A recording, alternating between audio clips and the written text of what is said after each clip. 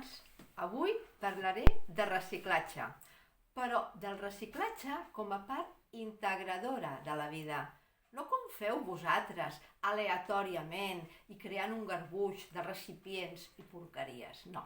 A Eternàlia ho reciclem tot civilitzadament, perquè tot forma part de la vida, fins i tot la mort. I és d'això que avui us parlaré, del tractament que fem de la mort.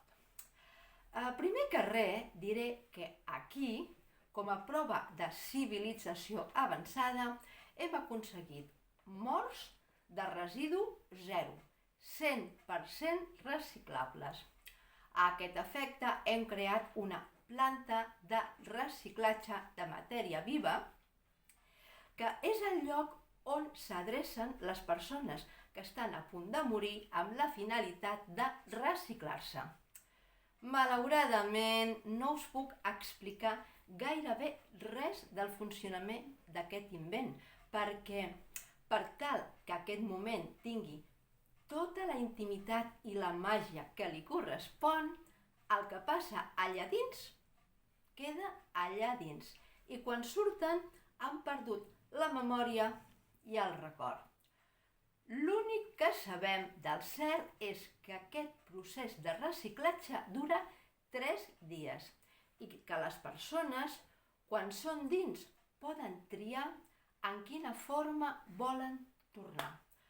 Poden ser persones, arbres, núvols, vent, aigua, música, color i qualsevol altra forma que la natura pugui manifestar.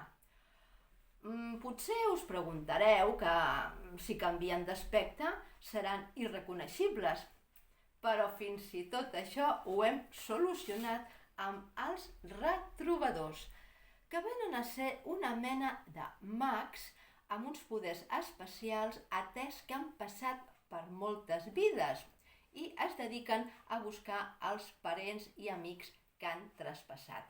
No cal dir que ser retrobador és un dels oficis més valorats a Eternàlia, sobretot perquè no tothom pot ser-ho. Gràcies a ells sabem, per exemple, que l'arbre del jardí és l'essència d'una dona heterovíngia que va venir a Eternàlia fa 100.000 anys, talment com un bon dia vaig arribar-hi jo.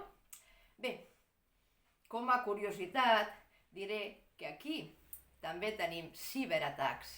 I és que en l'univers tot gira i tot torna.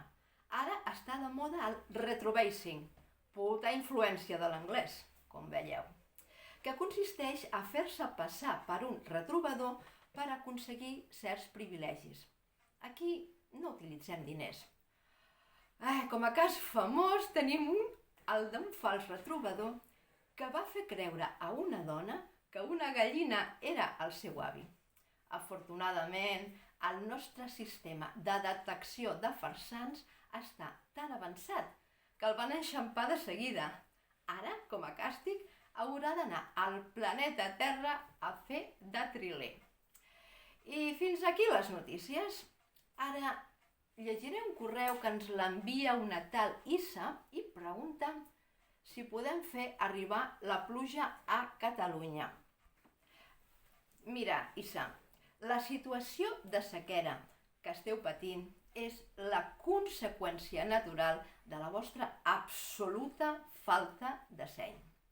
No només heu fet tard, sinó que heu perdut tots els trens, fins i tot el de Rodalies, que ja és dir. Tanmateix, us ajudarem, perquè a Eternàlia pensem que tothom té dret a una segona oportunitat.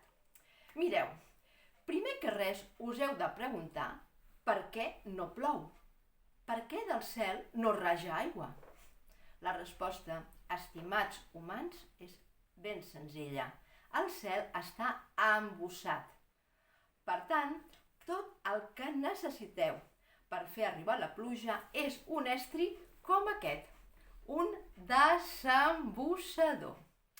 Bé, el que heu de fer és pujar a les altes muntanyes del vostre país i un cop a dalt empenyeu el mànec cap amunt.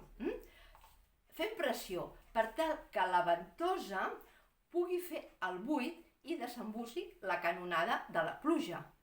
Ajudarà molt si ho feu en grup i cantant una melodia. I estigueu preparats perquè un cop desembussat el cel, el diluvi universal us semblarà un conte de fades. Bé, això és tot, humans! Ja sabeu que podeu enviar els vostres suggeriments i preguntes a plademillores@aternalia.etl. Teresa Barba, Aternalia. Aternalia.